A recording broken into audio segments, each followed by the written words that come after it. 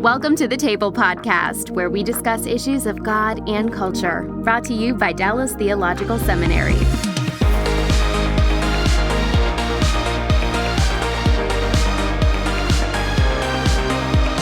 Welcome to the table. We discuss issues of God and culture. I'm Darrell, Bock, Executive Director for Cultural Engagement at the Hendrick Center at Dallas Theological Seminary. And our topic today is justice, and in particular, we're going to take a close look at a particular ministry, the International Justice Mission. And my guest today is Melissa Russell, who's Regional President of the IJM. I've learned that you can't exist in the 21st century without thinking about how initials work, and abbreviations. So IJM stands for International Justice Mission, and she's Regional President of North America for the organization. And we're going to be talking about justice, but not in the way that you normally hear about it when you're into political discussions on race and that kind of thing, but a more generic category that has to do with how people are treated and mistreated and abused in a variety of ways around the world. So with that as kind of a short introduction, my standard question to someone who's with us for the first time, it's the equivalent of kind of getting initiated is, what's a nice person like you doing in a gig like this? How did you get into your work in the International Justice Mission? Absolutely. Well, thanks for having me on, Darrell. I'm really, really excited to be here. Very honored that you asked. And honestly, it all started in Texas. So I was living in Austin, Texas, working for the University of Texas at the time. My husband and I lived there. We went to school there. We helped plant a church in West Austin. And, one day my pastor was giving a sermon, and he was talking about certain types of violence that had happened around the world and that were still happening today. And my undergraduate degree is in journalism. My master's degree is in, marketing and communication. I sort of fancied myself fairly well read on global matters. And the issues he was talking about today, modern day slavery in the millions, the rampant abuse of violence against women and children, particularly in developing economy countries, I just was not as familiar with it. And he said one thing at the end of the sermon, which was, this injustice exists in the world today. Talked a lot about how God sees injustice, and said, if you want to see what God is doing in the world today to address these things, you should go to IJM.org. And I did. And I think at the time, I think I probably gave a $10 gift. I was very sacrificial for us. My husband had just started his own small business, and so didn't have a lot of money to give, but was so moved by the work when I went to the website. So my first action with IJM was actually one of being a donor, and then eventually came on staff, and I've been there now 14 years, almost 15 years. That's great. Well, first of all, let me establish some connections between us. I'm a University of Texas grad as well. And although my wife is far more of a Longhorn than I am, her grandfather was president of the university at one point. Oh, that's wonderful. And so she grew up a Longhorn. I guess I got adopted into the family because I was going to marry her, and so it was a way of protecting my investment was going to the University of Texas, which worked. And so anyway, so let's come back to your story. So you got involved in the International Justice Mission, and you've had a variety of roles with them. Is that right? I did. Yep, absolutely. I started off in Texas. I was working with our donors in Texas. That was my job, really working one-on-one, connecting their investment with the transformative work going on in the field. And then, how long has it been? Since 2010, so about 12 years ago, moved here to D.C. from Austin to manage a team. And then over the years, that has just progressed into larger areas of responsibility, and now I lead all the work here in the U.S. and Canada, so the work here in North America. So it says you're a regional president, so I guess the next question is, so how many regions are there? I mean, the world's a big place, so how many regions are there? We have 5 regions. So there's Latin America, Africa, Europe, South Asia, Asia Pacific, and North America. So I was working through your webpage today, and I'm just going to list the countries that got mentioned as I was roaming. Yeah. So I'll start: Bolivia, Guatemala, Kenya, Myanmar, India, Philippines, Dominican Republic, Ghana, Cambodia, Uganda. So, I mean, that's a pretty interesting array of nations from a variety of parts of the world. And I take it that the United States, well, actually, I have two questions. I take it the United States is like a hub in terms of being a really important means of support for some of these other regions. But I also think, and people don't think about this aspect of it, they probably think, well, if you're dealing with things like human trafficking and violence against women and other kinds of forms of injustice, that goes on around the world, but that's not quite necessarily so prevalent in the United States. And that would be misleading, wouldn't it? It would. I think violence against women and children and human trafficking exists everywhere in every country around the world. The IJM model works in places where there's laws against these things, but the laws are really not being enforced at all. And so we don't have a programmatic focus here in the U.S. Because there are, within the Department of Justice, within local police departments, there actually are units in pretty much every major city to address a lot of this imperfectly. So by no means would I say that that's perfect by any means. But our model really is to address those places where there's like little to no accountability. There's the structure exists, so we can work within the structure, but we're trying to get people accountable so that you see the prevalence of these reduced significantly. Okay, I'm going to talk about the model in just a second. I'm just going to rattle off some statistics that I came across. You deal with both labor and sex trafficking issues, and 90% of the labor trafficking, which is having people work for next to no wage in one form or another, 90% of that is in what's called the private economy. I found that interesting. On the sex trafficking side, that's $100 billion a year business. That's a huge number. And another interesting statistic is that 570 million women a year suffer some form of physical violence or abuse. And I did the math on that. I actually looked up the world population to do this. That means that in any given year, 1 out of every 15 women experiences some form of violence during the year. Absolutely. That to me is an amazing statistic. I mean, just think about the average pew row in your church. That means that someone sitting on that row has probably had that experience in the last year. I just find that absolutely mind-blowing. Another important statistic is that 1 out of every 5 women has experienced abuse at some point in her life.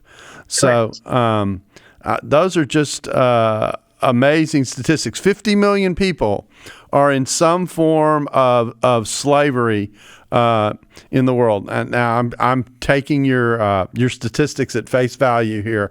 The point is, it's a very prevalent problem, isn't it?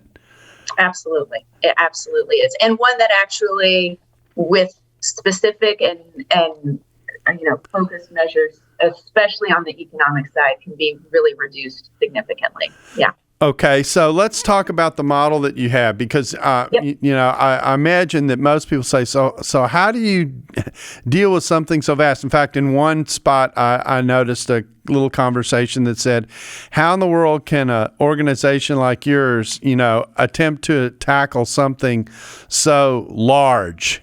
And in fact, I think the word audacious was used to describe the even conceiving of the attempt. So next question is, how do you attempt it? Yeah. Well, so here's what I'll say. We are sort of in the third iteration of IJM's work. And I would say from the very beginning, that statement right there has always been said. The initial was, you'll never be able to rescue one child out of a brothel or one family out of a rice mill in South Asia. You'll never be able to get a conviction for sexual assault against children in Guatemala. Like, this will never happen. And I mean, truly, first and foremost, I think all things are possible with God, particularly a God who loves justice and loves to bring order to chaos. And so for us, I'll take trafficking, for example. It really is a crime of economic opportunity. Someone somewhere is taking someone who's vulnerable, you could say children or women, and exploiting them for sex or for labor. And that's because laws in those areas are not being enforced. It's not that laws don't exist in the places that we work. They truly just are not being enforced. And so if you can work in the community, working on investigations, going undercover, working with the local police to conduct a rescue, working with local prosecutors to hold traffickers and owners responsible. If you can do that, it's very difficult, especially in the beginning. You certainly come up against corruption. You come up honestly against hopelessness. But if you continue on in that process, you don't actually have to hold everyone accountable. You just have to hold enough people accountable where you make the cost of doing business too high to continue in that way, right? So you change the system through accountability. And so that's really like the reason you won't see the same scale of trafficking in Canada or the United States or the UK or Australia and other places is there are laws and there is law enforcement and people are accountable. It doesn't mean it doesn't exist, but it's a lot harder to find than in places where laws aren't being enforced at all. And so, please feel free to pull on any thread there. But if that's the real simple equation, hold people accountable and they will start doing business a different way. So you said the first step there were 3 levels. The first step is, well, you aren't even going to get one successful action. I'll just characterize it that way. What was step 2? Yeah, so the first, I would say our first 10 years was just proving that it was even possible to provide victim relief, people who become survivors. Can you even get this done? And so that was really our first 10 years. I'd say and we were able to prove that was possible. And you listed all the places where we work, and that is by strategic design, because this is a model that has been developed, and we want to be able to say it doesn't just work in Guatemala, but it also works in the Philippines. It also works in India, and it doesn't just work in, labor trafficking. It also works in sex trafficking. It also works in sexual assault. So various casework types in various regions to prove out the model if you hold people accountable. That second stage of our work really was, okay, can we prove a model where not only you can rescue people out of violence and oppression, can you reduce the prevalence? And this was starting in 2005, the Bill and Melinda Gates Foundation gave us a grant where they wanted us to measure that. And that was the first time for us to measure the reduction of the prevalence. Did the number of children in the Philippines who were sold for sex, did that actually reduce? And so we measured that over a number of years. And after 7 years, we found you actually are able to reduce it by up to 79% in strategic areas just by holding people accountable. So that was our second stage. Can you reduce the prevalence? If you actually rescue people, if you hold them accountable, are you able to reduce that? And we are now in our, I would say, IGM 3.0, which is, okay, we have this model. It works. It works in different places, in different casework around the world. Now, how do we scale that? How do we actually empower others to take this thing that God has entrusted with us, boil it down, teach it, share it? How do we get national governments more engaged in adopting the principles? And so that's the stage we're in now. And we do have a pretty audacious goal by 2030 to rescue millions and protect 500 million people. Oh, wow. So I guess I would say you the first stage was just to establish the credibility of what it was that you were doing. Yeah. And honestly, truly, I would say just to prove that it was possible, just to even provide victim relief. Could you get one child out of the brothel? It's so corrupt. It's so pervasive. Everyone said it couldn't be done in Cambodia. And so really just establishing the possibility, I would say, was IGM 1.0. And then the second step is kind of measuring, all right, how is this working? Is it actually working, et cetera, which actually kind of deepens the credibility because it shows not only that it can be done, but at what pace, what the situation is and what the pace is. And now that you've established that those two things in place, this third step is saying, all right, where else can we do it, and how can we do it in more places? Is that kind of the last step? Yep, that's exactly right. How can we do it in more places, and how do we get it out there the fastest? I would think about it, but I'm coming out of the pandemic. We could talk about a vaccine. There's one thing to develop a vaccine, right? And I would say that's a lot if you were to think of IGM's model as a vaccine against violence, especially in developing economy countries. We have the vaccine. We know that it works. Now we're trying to be the organization. How do you distribute that vaccine at scale? And those are two different organizations. They will still obviously continue developing it. We still are doing the work in the field, but we are trying to figure out how do we scale this work even to places that we're currently not. How do we give this to partners? How do we share it with national governments at scale? So that would be the at scale part is what we're working on now. Okay, so I kind of have two questions. I'm trying to decide which direction to go. Let me go to the one direction first. I noticed in doing this list, I sometimes think about missions in the 1040 window, and I think in particular about places like the Middle East and those kinds of places where some of these issues are also a very big deal. Sure. And yet I can look at this list of nations and go, well, yeah, it's Asia, it's Africa, it's Latin America, but the Middle East seems to be one of the places that would be a challenge. Is that a fair look at what you've got here? Well, in places where, like, let's take Sharia law, what we're working on is actually enforcing the laws on the books. We're not going to want to have all of those laws enforced. The IJM model in that way at this point is not where it would best be applied. And so there does have to exist the structure of law enforcement, of a stable government, of laws on the books that you would want to enforce. I'm saying this super simple, in a very simple way. But, and so that does not apply right now in the majority of the countries in the Middle East. It doesn't apply in typically post-war countries that are just like the infrastructure is completely absent. We have a model that works. And that works in it where those basic structures do exist. But they're not being enforced. So it's like they don't exist, but the semblance of the structure is there. I see. So one of the things that you're looking at as you look at countries is to go, do they have, for lack of a better description, the substructure culturally to be able to apply some of the accountability that you're asking for? Absolutely. Is there a structure with which we can work within to grow accountability? Because your assumption is that without I'll say it this way, the indigenous cultural support for the effort, you're not going to get anywhere. Yeah, there's not. I mean, it's a lot. It's not to say you couldn't see change, but in the places where the semblance of the structure, you can get there. There are people who are suffering and in pain, and you can maximize and get there super quickly, relatively speaking. And so in terms of how do we get to as many people who are hurting as fast as possible, that's one of the things we've learned about our model. I wouldn't say we always have a ton of cultural buy-in, and I should probably establish this. 95% of our staff are national. So when you're in Kenya, 95% of the staff are Kenyan. They're Filipino in the Philippines. So they understand the culture. This is their country. This is their communities. They care very deeply about it.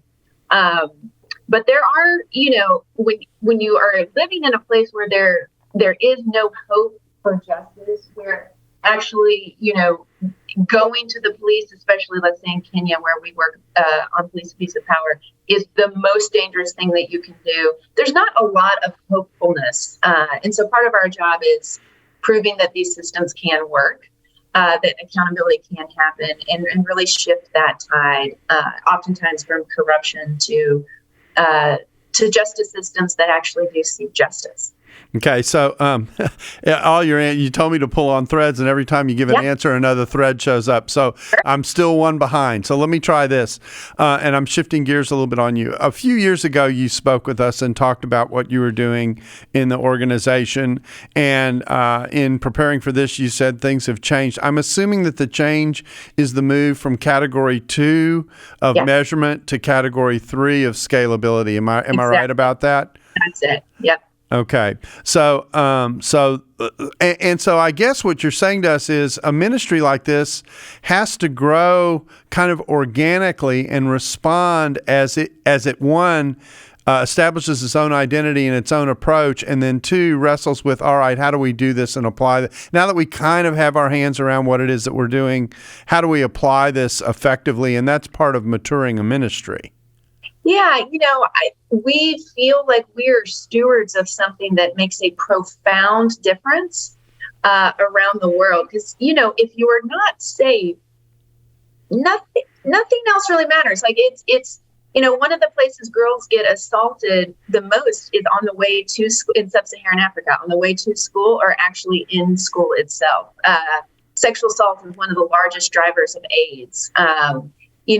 If you really in places like Uganda empower a woman to grow her agriculture business, but there's no accountability when someone comes to steal the land from the widow and orphan. Like all of these wonderful economic, education, health, economic sustainability, all gets undermined by violence. And so, that is something to be a steward of. And so for IJMSA, we have this thing, oh my goodness, third-party evaluators. This is a credible model. How do we get it as many places as possible? That's a responsibility. Like we feel highly responsible for it.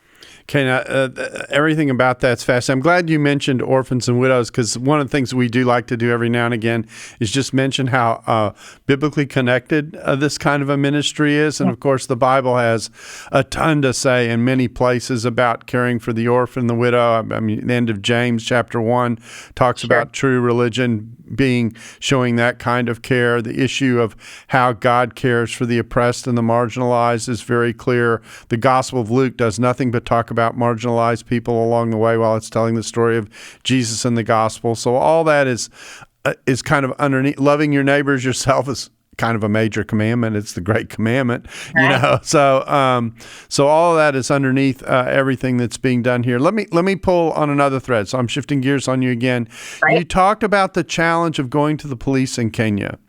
And the thing that struck me when you were initially telling your story was, I can imagine there are massive structures in place to prevent an organization like yours from being effective.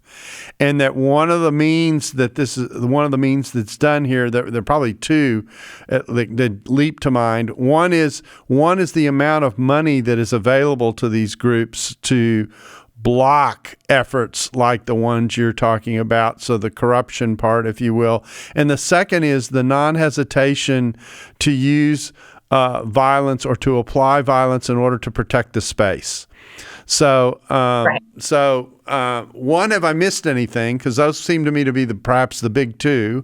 And then, secondly, how do you get over those hurdles? Yeah. Corruption in all the places where we work certainly exists. And I think part of the IJM model as you're working cases through the system. So if you could sort of imagine a pipe as the justice system, so you've got investigations, you have prosecution, you have aftercare, and as you're pushing a case through the system like water, you get to see where all the holes are. You get to see, okay, on the investigative side, do police not have the capacity? Do they not have the skills? Are they benefiting from corruption here? On the prosecution side, is it that actually the laws aren't as well known as they should be? How are judges complicit in enforcing the law? And aftercare, which is honestly a huge component of accountability. People have to be cared for. They have to feel safe because they are going to have to testify against abusers. And if you're not well cared for in that aftercare process, accountability actually doesn't happen. And so, are there great services that address trauma? And you don't actually get it. You don't get to see that unless you are in the system. And typically the places of corruption, whether there's money that's benefited, which, as you're right, is typically the case. It's not everyone. We use a statistic. It's just, again, a simple way of saying it, but probably 15% wake up every day thinking, how can I exploit the system the most to my personal benefit? You probably have another 15% that's I feel called to do good and justice in my community. And then the middle 70% is just whichever way is going to win. We're not going to, hit up against something that we're not going to put our neck out on the line for anything. necessarily looking to be exploitive, but not going to stick your neck out for that, which is good. And so it's knowing by name. It's not a whole system. It's typically like, we know who those police officers are. We know who that judge is who continually refuses to enforce the law, and trying to figure out ways to come alongside and address those capacity issues or those corruption issues. So that is part of the unique model that IJM has, by being like hands-on, and then you can develop those programs that address the wider issues, and then you can actually scale. You can scale through the work. Okay, so as my mind kind of dives into what you've been describing, it seems to me that there are two pipes, if I can say it that way. Sure. One pipe is the person who's the perpetrator and dealing with them legally, but the other pipe is the victim, who and how you come alongside them and care for them, and in some cases encourage them to step forward, and that kind of with the risk that's involved there, et cetera. And so you're working, if I can say this, both sides of the track at the same time, right? Yeah, I mean, absolutely. And I will say, IJM, because there's no one ministry that does all things all the time, right? So we have great partners in the field, particularly on the aftercare side. Great. We don't run aftercare homes. We run the counseling typically that goes into trauma-focused care. So our social workers are deeply trained in that and embedding that. But we work with great aftercare homes with great medical services, because if you have been, sexually exploited for so long, you have a host of healthcare issues that need to be addressed. Teaching, women and girls economic opportunities for after, you're out of the aftercare home. And so, yes, there you could put it into, but it's all part of the same system. But absolutely, because what we most want, right? So, as much as we want to rescue people from slavery and oppression and give them great aftercare and put them into wonderful situations where they can thrive, what you most want is that it never happened in the first place. And so we truly, truly know that if you can provide justice, if you can provide accountability, you create communities where this doesn't happen in the first place, where people actually are free, where people actually are safe, where they don't have to overcome trauma because they never experienced it in the first place. And that is actually our ultimate goal. Interesting. So, again, you've given me more threads than I have. I have to get one at a time. Let me ask it this way. So, in the effort to try and create this environment where communities, if you will, won't go there, how much of the challenge is making, you gave a model earlier of there's 15% who are kind of involved and could be called on the perpetration side. There are 15% who are trying to counter that. And then there's this vast sea of people in the middle who, and in this case, the middle is not a complimentary description, probably, who are in the middle, who just kind of just stand back and aren't involved. How much of this is a function, at least in part, of people not even being aware of or have a sense of how pervasive the problem is? That's a great question. Honestly, it depends on the community. So there are going to be some communities where it's so well known. I can think of Cambodia in the early 2000s, where literally the sexual exploitation of children under the age of 12 was well known. Everyone knew where to go. That you land in Phnom Penh and people are going to point the way to, especially if you're a Western male who has come in. The expectation is you're there in Cambodia for a reason. And as soon as you walk out of the airport, people are going to start directing you to where you can abuse children. That's so well known. I will say, especially I'm thinking of some of our work in South Asia, where we have many of our colleagues who would say, I lived miles away from this brick kiln or this rice mill or this rock quarry. And I really didn't know. And so I don't think that's the case anymore. I think we have seen so much change in India, so much change in the Indian government, who is in so many ways actively looking for and trying to resolve this. They put some resolutions forward by 2030 that they, want to rescue at least 18 million out of slavery and oppression. So they've got, but that's a huge systems change, and that comes after, months and years and decades of work bringing this forward. Advocacy, like you talked about in the beginning, and seeing systems change. So honestly, it does depend on the community. I think in some places it's super well known. In other places it may not be, but that's part of the advocacy work that we do to bring that forward. Yeah, I think the first place where I came across this in my own travel, and I'm just traveling, speaking and doing ministry and that kind of thing, was when I was in Thailand.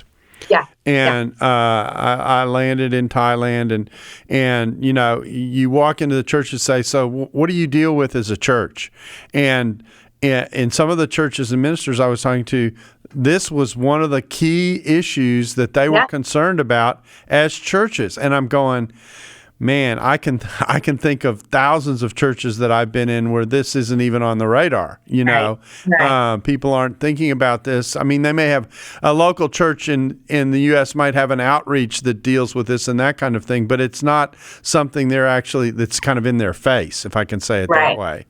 Right. Their children aren't going missing out of ministry activities because they've been trafficked. Exactly right. So that's when it first hit me that there was something going on at a level that I had absolutely very little idea about before. I mean, I think there are lots of people who hear about it and it conceive in their heads what it might be like, but they really have no understanding about how deep and pervasive, and then how it really is a form of entrapment. You were talking earlier about the care houses that are given for people who come out of these situations. We've done podcasts on that kind of ministry before, and so.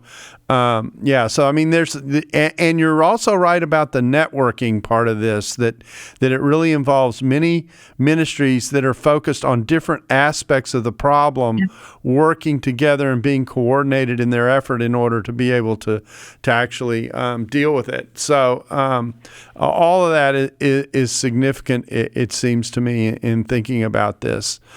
So let me ask a very basic question. So someone's listening to this and they're hearing about this for kind of the first time. They're back to where you were when you were in the church in Austin, and you decided, I've heard about this, I'm going to give $10 a month. So what would you say to that person who's kind of, for whom this might be getting acquainted with the entire area? Yeah. Well, first, if you've listened to the podcast all the way through, we've been talking about some hard issues. We haven't gone into explicit detail, but these aren't actually easy things to turn your eyes to. So first, I would say thank you for listening all the way through. And I would say there's great hope, right? I think one of the things that would be devastating is if we came on here and I just told you all the horrible things in great detail that happen around the world and the scale at which they happen, and just left us there. Like that actually would be not helpful to anyone. The hopeful thing, I think, especially at this point, is there is a model. It does actually work. And there is reason for great hope. And I absolutely, again, I've been at IJM has existed for 25 years. I've been at IJM for nearly 15 of those. And the way and the speed at which I think God is growing this work is one of hope, one that points to a God who cares very deeply for those who are poor, for those who are oppressed, and the God that cares to bring lots of order to chaos. And there are a few things more chaotic in this world than the justice systems and the places where IJM works. And so I think first and foremost, I would just want to say there's a lot of great hope to lean into and to be encouraged by. And then I assume that it kind of like the way your story is, the more you get interested and become aware, and the more you pursue understanding this, the more opportunity you see for maybe how you could perhaps get involved. Oh, absolutely. Absolutely.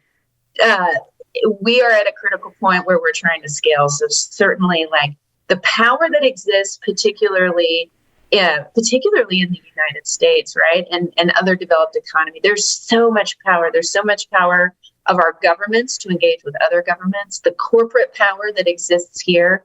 We work with a part of my job is working with, transnational corporations who have a genuine interest in removing slavery from their supply chain. The thing is, no matter how good your audits are, no matter how diligent you are about trying to suss it out, if the country and where your supply chain works, it does not enforce the laws, it's going to find the way. And so we've got a lot of like Walmart Corporation and Foundation is actively involved in helping to create sustainable justice systems in the places where their supply chains are, because they know that it's going to exist for them if they don't. And so, yes, absolutely, giving money, the corporation involvement, engaging in advocacy with the government. Obviously, we are always hiring, and so if you feel called, we're scaling, we're certainly hiring. So all of those ways are just phenomenal ways to be engaged. Now, in the midst of talking about the various threads I've been pulled on, I had a thread on early that I never pulled on that's still sitting in. I've remembered it, so that's good. So I'm not full dementia here, but anyway, I've described your work as kind of consisting in 4 areas. You highlighted the idea of the protection that you try and give to people, but there's the advocacy work that you do. There are the studies that you pursued to kind of understand the area. There's the support that you give, which we've talked a lot about, and there's the rescue part. Talk a little bit about what the advocacy part is, because I don't think we've developed that probably as much as some of the other stuff that we've talked about. Yeah, I mean, we do advocacy everywhere we work in the world. And so as the regional president for North America, we're really engaged in moving corporations, so doing a lot of advocacy with corporations in helping them see they can have a ton of influence. It's one thing when IJM goes to a national government to engage in law enforcement. It's a totally different ballgame if you have, high-powered corporations also engaging in that conversation with you. It moves the ball a lot faster. So that's a form of advocacy. We work a ton with the U.S. government. In terms of aid, there's something called the Trafficking in Persons Report that the State Department puts out. And if countries, do not show sustained effort in improving their trafficking in persons, it makes them ineligible for certain aid from the U.S. government. And so we work with the U.S. government on that. But of course, again, it's all pointing to protection. It's all under the umbrella of protection. We are trying to it is not the responsibility of IJM. It is not the responsibility of corporations. There is one entity that has the responsibility for the protection of citizens, and that is the national and local governments. And our job is not actually to be there forever. Our job is to create the structure so that national governments own it, and we actually do pull out. And we do pull out. We pull out of countries when our model starts to work in the casework that we are focused on. And so our teams in the field are also doing advocacy. They're doing advocacy with the local government, again, for law enforcement, for accountability, for making sure the laws actually are correct on the books. So it's all advocacy, truly. So much of what we do is advocacy. We're just pulling different levers based on the countries that we were in. Now, and you also alluded to this earlier, and I meant to deal with it, and I'm coming back to it as well. You mentioned how many people that work with your organization are local and understand the culture that they're in, et cetera. So I guess my question is, so how does it work? You go into a country, you find some local people who are interested in the area and begin to talk to who? The government? The key corporations that are operating in the country, et cetera? Is that how you get started in a country? That's absolutely how you get started. We typically do an assessment. We go in, we talk to local government, we talk to stakeholders. We're trying to figure out where are the gaps. We initially do what we would call as a prevalence study. So based on the type of casework, which involves investigations.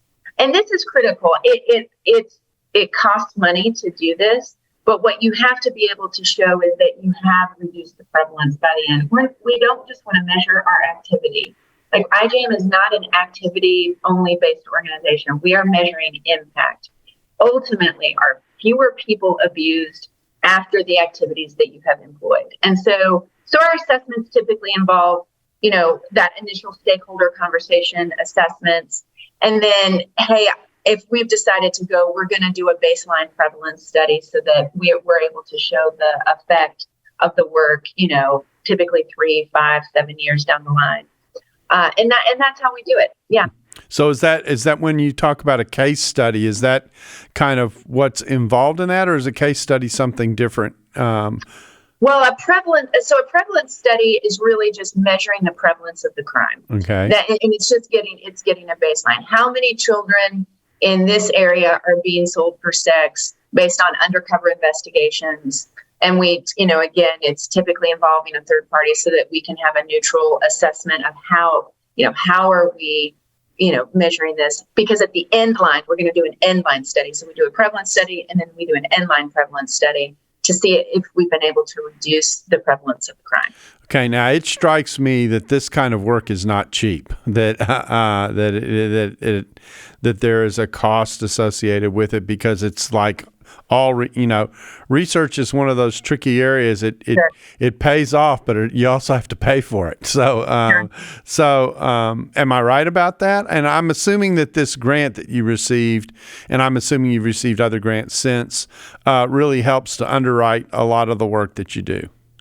The grant that we received initially from the Bill and Melinda Gates Foundation that required us to measure was great for us, because again, if you're spending money on measurement, for us at the time, it meant we weren't hiring more investigators. We weren't, doing more rescue operations. And that was a really difficult equation for us. But the foundation mandated. They said, no, we are giving you money specifically for this because what you want to be able to show is a model. If we had not done that, there would be no way we would be able to scale. There'd be no way to actually say to the world, here's this thing that we do that really works, that addresses an issue that is seen so widely in so many different communities, in so many different types of casework around the world. And so forever indebted to the Gates Foundation for requiring that level of rigor. It is a standard for all the places that we work because we need to be able to show impact. And honestly, donors demand that you see impact. Like the donor of today, especially sophisticated donors,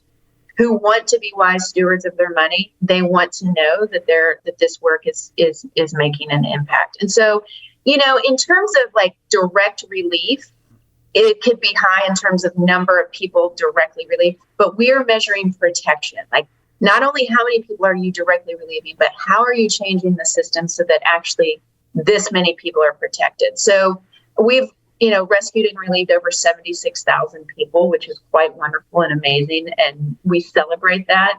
But we're protecting over 7.8 million people currently in our casework areas, people where the justice system works and the prevalence is reduced significantly, where people aren't being abused. Our goal is 500 million.